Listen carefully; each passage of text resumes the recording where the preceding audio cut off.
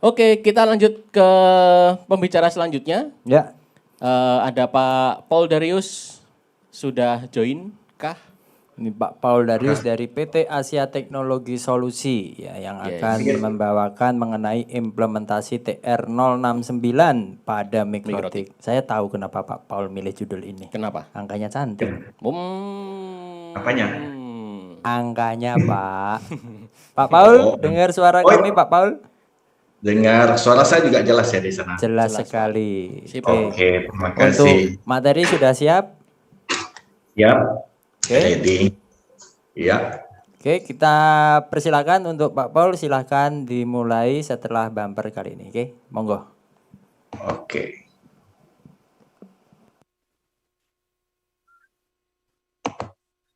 Oke, selamat siang rekan-rekan semuanya. Pada momen kali ini saya akan membawakan materi mengenai implementasi TR069 pada mikrotik. Nah, sebelum itu saya ingin memperkenalkan tentang diri saya dulu bagi yang belum kenal ya. Ini nama saya Paul Darius dan sertifikasi yang telah saya miliki selama ini. Saat ini saya bekerja di PT Asia Teknologi Solusi atau ATS dengan posisi NOC atau Network Operation Center. Nah, mengenai ATS, ini mengenai ATS yang berdiri sejak tahun 1998, memiliki data center pertama kali itu tahun 2006, kemudian menjadi ISP resmi sejak tahun 2014, dan coverage areanya masih Jabodetabek plus Kerawang dan Purwakarta. Ya. Nah, ini gambaran BTS-BTS-nya. Sementara ini kami lebih berfokus, boleh dikatakan 90% layanannya via wireless. Nah, untuk yang request FO juga bisa, ya, walaupun terbatas. Yang merah-merah ini adalah BTS yang menyebar di Jabodetabek sampai Kerawang, Purwakarta, dan sebagainya.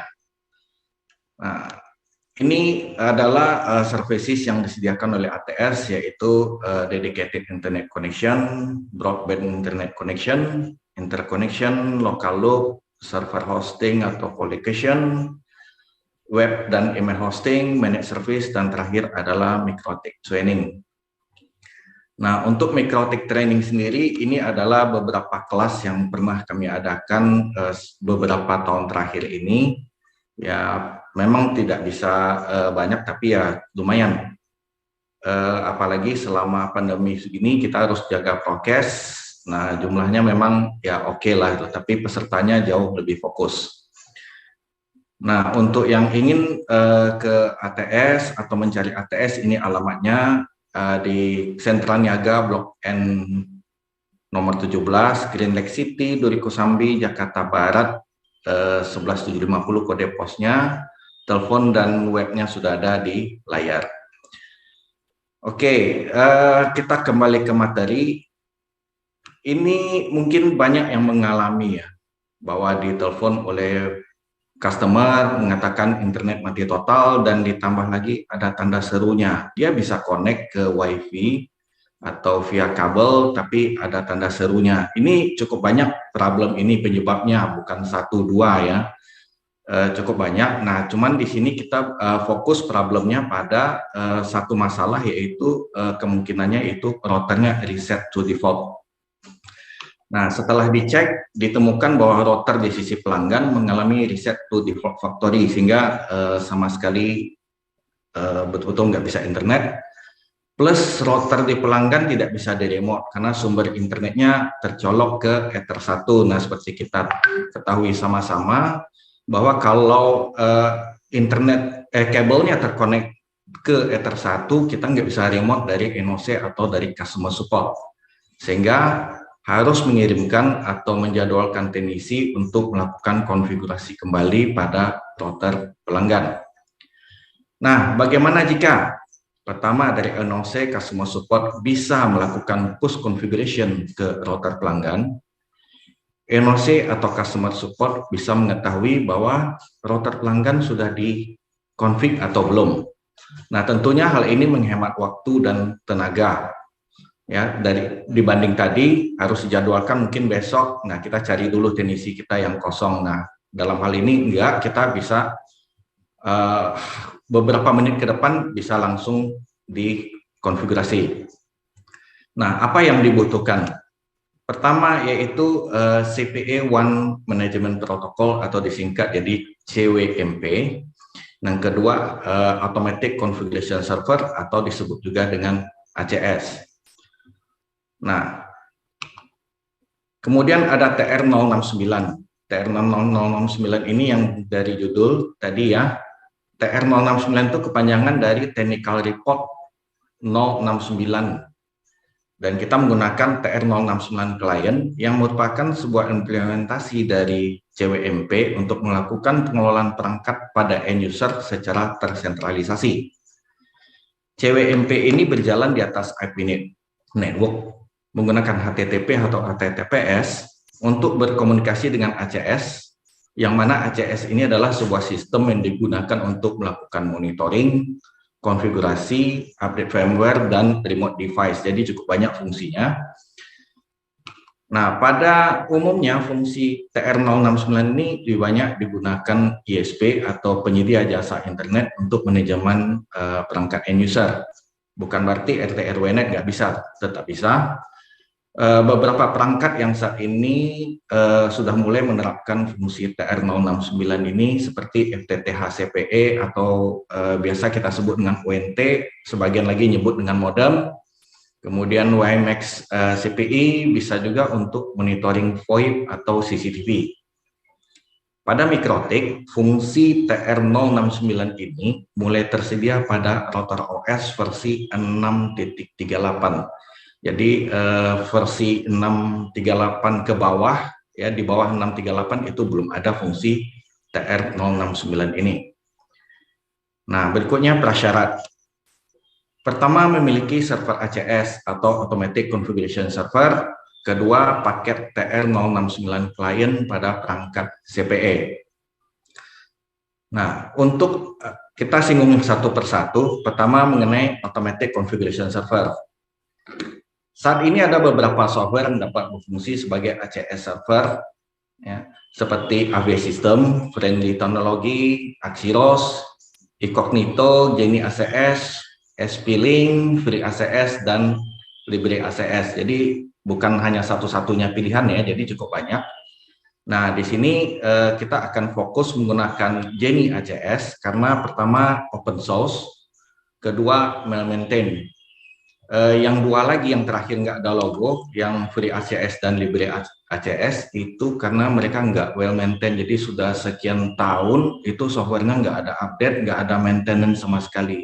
Dan Genie ACS maintenance-nya cukup oke dan free, dan so far terakhir dia versinya adalah versi 1.2.8 yang terakhir. Kemudian untuk membuat server di ACS ini prasyaratnya pertama harus ada operating system Unix, dalam arti kata boleh Unix, Linux dan sebagainya dan kawan-kawan ya. Kemudian install Node.js yang mulai versi 6, kemudian MongoDB mulai versi 26. Detail instalasinya itu sudah pernah saya posting di forum Mikrotik, yaitu forum Mikrotik view topik ini 172399, jadi bisa dilihat di situ. Nah, kemudian port yang digunakan oleh Genie ACS itu ada beberapa, jadi bukan satu port. Kalau seperti Apache itu kan hanya satu port ya, port 80, MySQL hanya satu, itu 3306. Nah, kalau Genie ACS menggunakan beberapa port. Pertama, Genie ACS UI menggunakan TCP port 3000, itu untuk front end menu seperti kita browsing ke Genie ACS-nya. Kemudian Genie ACS CWMP menggunakan port TCP 7547, ini untuk komunikasi CPE ke Genie ACS. Lalu Genie ACS NBI menggunakan port TCP 7557 untuk komunikasi menggunakan API antara CPE dan Genie ACS. Terakhir, Genie ACS FS menggunakan TCP port 7567. Ini untuk file transfer dari CPI ke Genie ACS. keempat port di atas itu adalah default dari Jenny ACS, bukan berarti kita nggak bisa ganti, sama seperti MikroTik yang biasanya kita ganti di IP services, ini bisa diganti sesuai dengan alasan kebutuhan kita masing-masing. Misalnya yang 3.000 ini kita ganti jadi 4.000, itu bisa saja. Kemudian port yang lain 7547, 7557, 7567 kita mau ganti nomor port yang lain, bisa, nanti ada opsinya. Nah, kemudian dari instalasi default ada beberapa parameter yang harus kita tambahkan supaya enak dipakai ya. Pertama, edit filter. Ini gunanya apabila jumlah device yang sudah kita adopt dalam Jenny ACS itu jumlahnya sudah ratusan, sehingga mungkin menyulitkan kita untuk mencari device yang ingin kita cek atau monitor. Maka kita tambahkan edit filter ini dengan label identity. Jadi untuk mencari identity dari router target. Kemudian new config, ini ada CWMP device online threshold, saya set 10.000 di sini. Ini satuannya millisecond. Ini terkadang apabila pipa dari server ke targetnya itu cukup penuh, sehingga agak menyusahkan kita di latensi, sehingga ini untuk menaikkan latensi, jadi untuk time out latensinya. Oke. Kemudian beberapa tune up. Berdasarkan data di wiki, router OS data model menggunakan TR181 issue 2 amendment 11. Sehingga perlu dilakukan perubahan untuk tampilan di index specs dan device page. Nah, detailnya sudah dijelaskan juga pada forum MikroTik yang tadi, yaitu forum MikroTik view topic 172399. Kemudian feature yang bisa kita manfaatkan, feature TR069 pada MikroTik, secara default feature TR069 belum ada pada paket bawaan MikroTik atau paket bundle, sehingga perlu dilakukan instalasi atau penambahan paket secara manual, sehingga perlu dilakukan download ekstra paket dari mikrotik.com, sesuaikan dengan arsitektur masing-masing dan versi router OS yang terinstall di router yang menjadi target. Kemudian ekstrak file zip-nya, lalu ekstrak dan upload ke router, khusus file TR069 klien saja, kemudian di restart MikroTik-nya. Setelah di restart, maka pada tampilan Winbox akan muncul tambahan menu. Di sini ada menu TR069 di bawah New Terminal. Nah, apabila kita klik akan muncul pilihan untuk enable, kita tentukan ACS URL-nya saja. Jadi harus menggunakan HTTP atau HTTPS, IP-nya atau boleh menggunakan FQDN kalau IP-nya sudah punya domain, kemudian portnya 7547 kalau masih menggunakan default. Untuk yang kotak biru, connection request username dan connection request password itu otomatis dari ACS-nya yang mengirimkan, sehingga kita nggak perlu utak-utik. Untuk username, dia menggunakan OUI atau Organization Unique Identifier, kemudian product class, kemudian serial number dari router board. Nah, setelah kita melakukan enable dan kita oke atau apply, maka pada Jenny ACS akan muncul listing device-nya, tapi rata-rata kosong. Kita lihat serial number, identity, class, model, selainnya kosong, yang berisi hanya versinya, router OS version, lalu last inform itu pada saat si router terkoneksi ke Jenny ACS. Apabila kita klik show yang di bawah, itu informasinya sangat sedikit sekali. Nah, supaya kita bisa mendapatkan informasinya secara lengkap, maka kita harus mengklik yang kotak merah itu yang dinamai dengan summon, yang saya panah itu ya. Begitu kita klik summon, maka hasilnya akan seperti ini yang di atas, akan lebih lengkap lagi, kelihatan last inform, manufacturer, hardware version, product class, name, serial number, Ethernet MAC, versi, dan sebagainya. Nah, di list device-nya pun akan lebih lengkap lagi tampilannya. Seperti serial number sudah berisi, identity, kelas, model, dan sebagainya. Ya, bisa dibandingkan yang tadi yang masih sedikit. ya minimal sekali informasinya. Nah, di sini informasinya sudah lengkap. Nah, ini adalah contoh dari beberapa device yang sudah di-adopt. Nah, kelihatan di sini ada RB1100 beberapa unit, kemudian ada 2011 dan 4011. Nah, terakhir adalah ini baris paling bawah adalah router di tempat sini, yaitu Mikrotik Training Center menggunakan RB4011 yang dual band. Versinya juga kelihatan semuanya uptime dan Wi-Fi-nya juga Wi-Fi 1, Wi-Fi 2. Jadi Wi-Fi 1 dan Wi-Fi 2 ini adalah kalau menggunakan dual wireless card itu akan kelihatan. Kalau misalnya RB951 yang single wireless card hanya kelihatan di Wi-Fi 1. Apabila ada virtual access point, maka dia akan muncul sebagai Wi-Fi 2. Ya, kalau yang kasus saya ini adalah memang dual wireless card. Nah, apabila diklik serial number-nya, maka tampilannya seperti ini. Ya, mirip seperti tadi, informasinya lebih lengkap. Kemudian di Wi-Fi 1 ada satu yang terkoneksi, ini yang 5 giga. Kemudian di WLAN 2 itu ada sejumlah host yang terkoneksi. Ini saya capture waktu saya mengajar training class beberapa waktu lalu. Jadi ada handphone, notebook, dan router peserta yang connect ke Wi-Fi saya. Ya. Selanjutnya, data dari Mikrotik, ya, di wiki disebutkan ada 3 hal yang bisa dilakukan via ACS. Pertama, router OS update, yaitu kita update versi router OS pada router kita menggunakan satu firmware upgrade image. Kemudian configuration change menggunakan tipe 3 vendor configuration file. Terakhir, router OS default configuration change menggunakan X Mikrotik factory configuration file. Jadi ada 3 hal ini yang bisa kita lakukan dari ACS ke masing-masing router. Nah, kita bahas satu-satu. Pertama, router OS update. Supaya Jenny ACS dapat melakukan router OS update, maka hal yang perlu dilakukan pertama, update file NPK yang diperlukan dari arsitektur yang digunakan. Dalam hal ini, lab saya menggunakan SMIPS, Hub Mini, dan Hub Lite.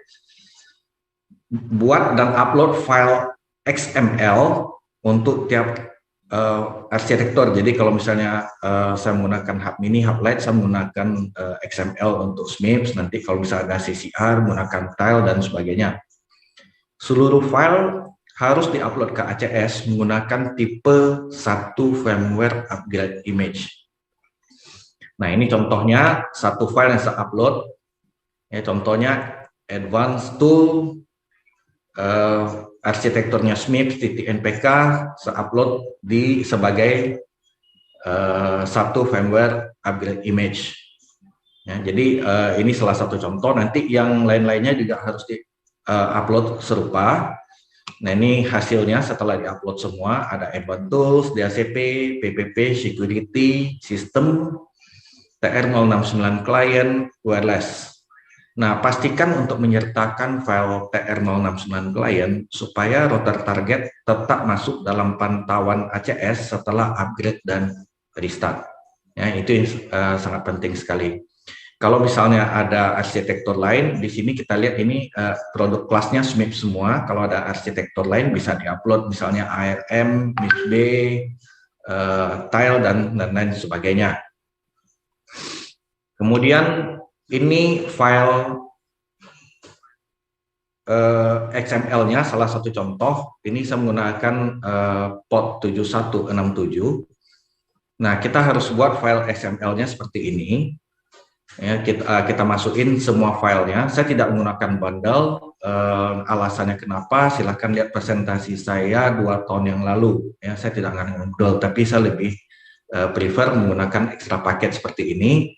Nah, ini contohnya untuk SMIPS. Nanti kalau misalnya ada arsitektur lain, buat lagi. Tinggal di replace SMIPS itu jadi misalnya ARM atau Gantim jadi tile dan lain sebagainya.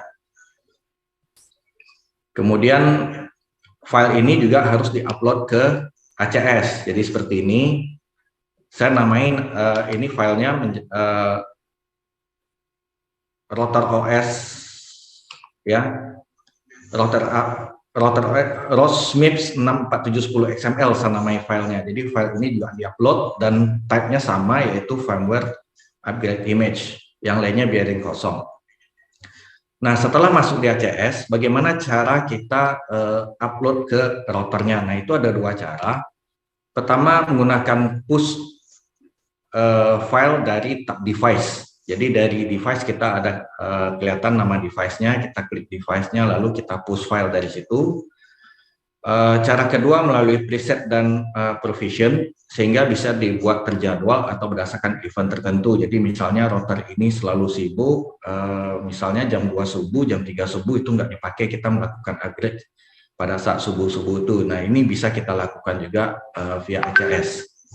Nah, ini contoh bagaimana cara push langsung dari device. Jadi kita klik push file yang di bawah, begitu kita klik push file akan keluar Windows baru, kita pilih filenya apa, nanti S-nya akan otomatis berdasarkan kita tadinya uploadnya sebagai apa.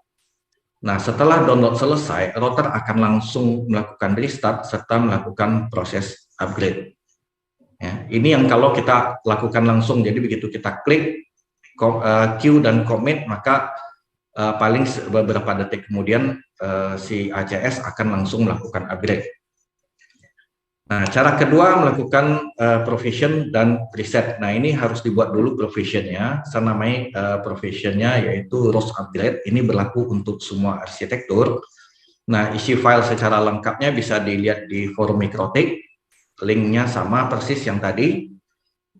Nah, setelah dibuat provision, nanti kita buat presetnya. Nah, ini adalah contoh preset untuk eksekusi upgrade pada jam 3 subuh hari ini. Jadi tanggal 24 November untuk serial number router 94A 309 367 0 Delta 7. Nah, ini kalau dilihat di schedule tertulis itu 270 020 2311 bintang. Karena jam pada preset dengan jam yang kita maksud itu berbeda, ada selisih beberapa jam, sehingga walaupun kita maksudnya jam 3 pagi, tapi di schedule-nya tidak kelihatan jamnya, ya, tapi berbeda jamnya. Kemudian yang kedua, router OS default configuration change. Jadi biasanya kalau kita reset Mikrotik, ya, routernya kita matiin, pencet tombol reset, kemudian di power, hitung 5 detik, lalu kita lepas resetnya, itu reset to factory default. Nah, tujuannya di sini adalah bagaimana kita mengganti factory default-nya yang dari Mikrotik, yang dari factory itu kita ganti menjadi versi kita sendiri. Ya. Default configuration adalah konfigurasi yang ada pada router saat dikirim dari pabrik.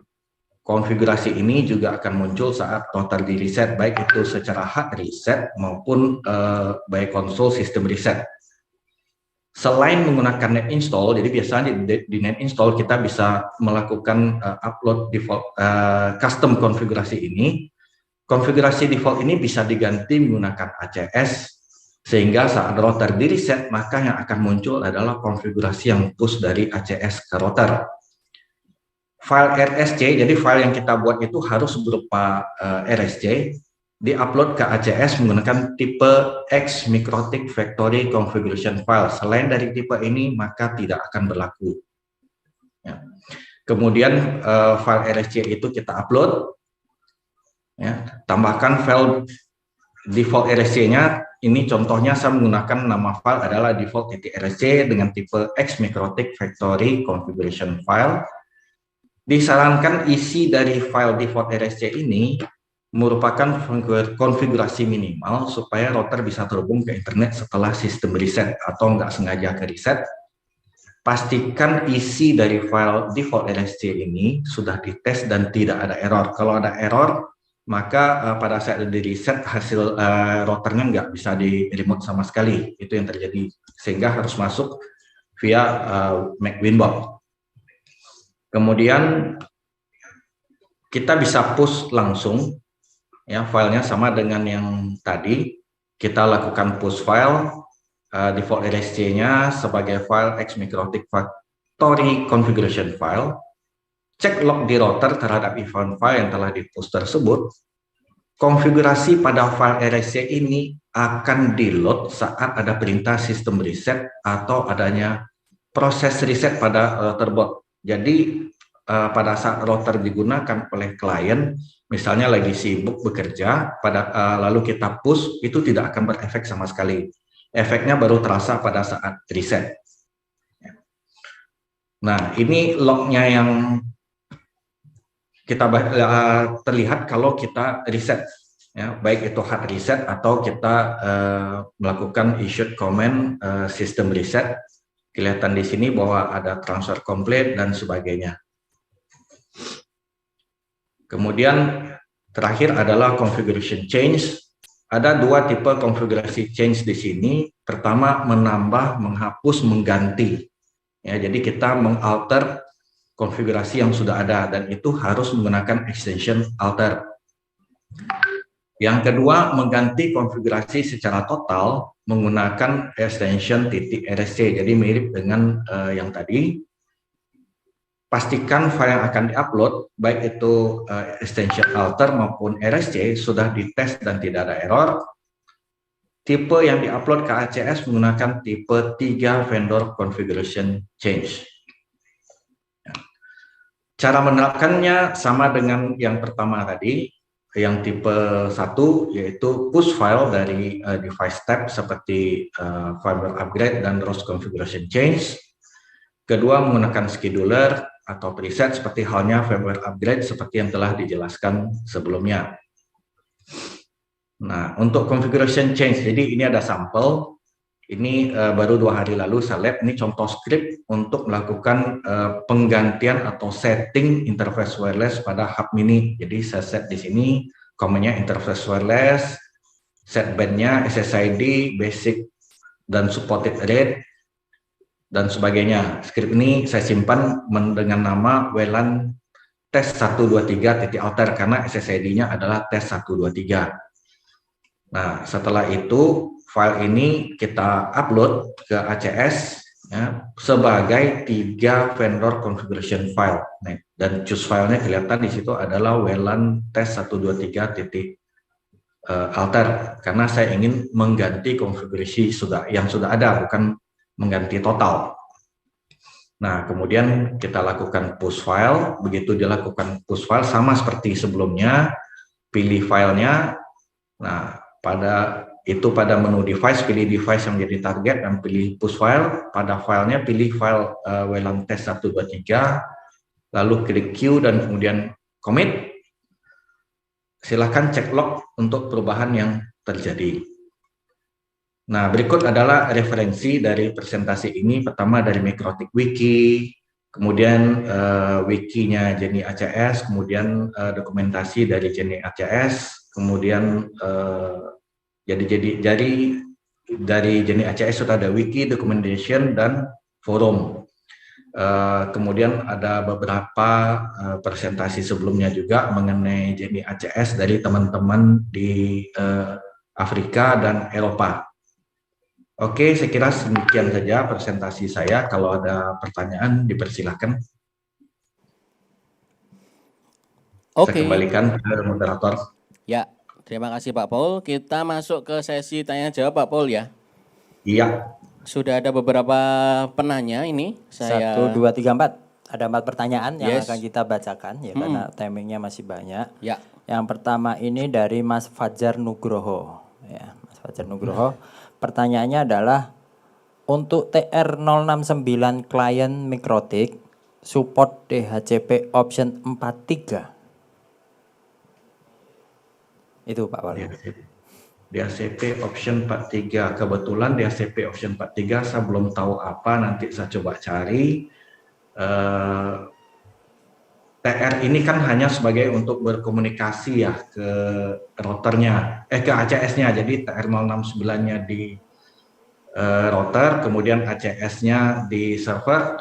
Apapun komen di router Mikrotix, ya baik mulai dari set IP sampai dengan BGP itu bisa di-issue dari ACS-nya, nanti tinggal di push ke routernya.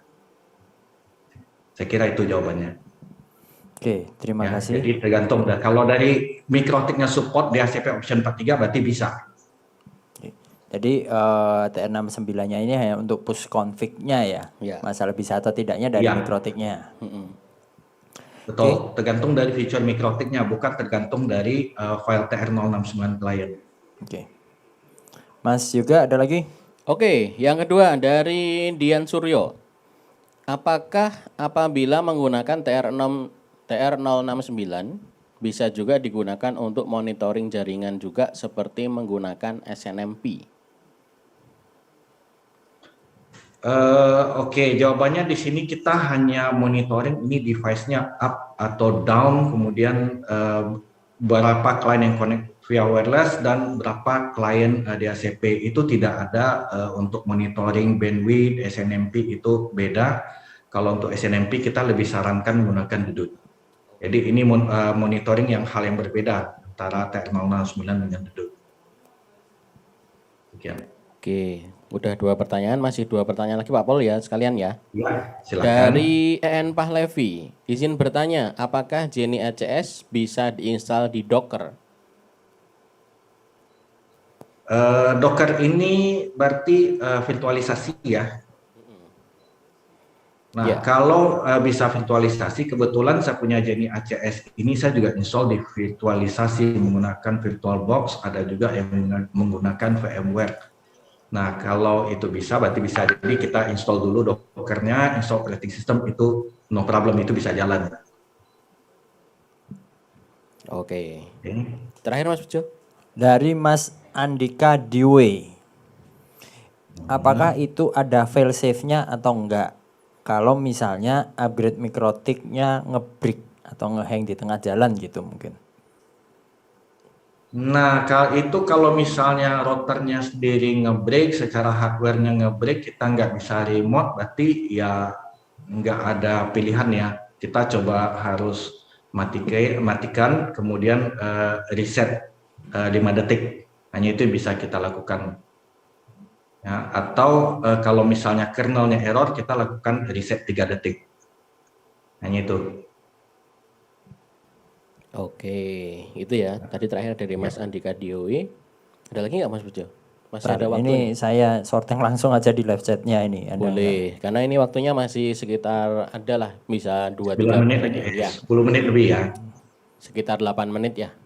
Ya, ya. Biasanya tuh Pak Paul tuh kurang waktunya loh. Kok ini Iya. berlebih Pak? Tumben ya. Lah kemarin kan disuruh cepat. Nah, cuma ini tambahan ya, karena kebanyakan kita orang kebanyakan orang nggak ngerti device yang di reset udah factory reset kok balik lagi config-nya. Nah, inilah kita gunakan dengan ACS ini. Jadi kita bukan load konfigurasi MikroTik lagi gitu. Jadi versi ala kita sendiri. Dulunya pakai name install, sekarang bisa pakai Jenny ACS. Oke, jadi push config gitu ya Pak modelnya ya. Ada 2 macam, kita push config untuk factory default atau push config untuk kita alter konfigurasi yang sudah ada, kita ubah. Ya. Dua-duanya bisa. Oke, Mas Bejo udah dapat pertanyaan belum? Belum nih. Waduh, yang Korea tadi. Yang Korea udah di-delete semua. Nggak tahu ini di-delete kenapa. Padahal mau saya jawab. Oke, nah mungkin kalau misalnya nanti teman-teman yang lagi nonton ada pertanyaan lebih detail, kemudian pengen tahu implementasinya lebih lanjut lagi, mungkin nanti bisa ngobrol langsung dengan Pak Paul atau nanti mungkin tanya di live chat. Pak Paul nanti juga bisa respon langsung di sana ya Pak, di YouTube ya. Boleh. Ya, nanti kalau misalnya ada pertanyaan. Siapa Atau tahu nanti sekarang penonton via email lagi. juga. Oh ya, monggo boleh. Tadi di presentasinya ada kayaknya ya. Ya, ada nih halaman terakhir masih saya share. Ya, silakan Pak. Oke, sudah? Ya. Oke, untuk soft copy materinya nanti jangan lupa untuk diupload ke MikroTik Pak ya. Biar Ya, sip, ditampilkan. no problem. Oke, terima kasih Pak Paul untuk kesempatannya kali ini ya. Sama-sama. Oke, Nah, berikutnya berikutnya kita anu dulu. Apa ini? Susah harus ngomong ini.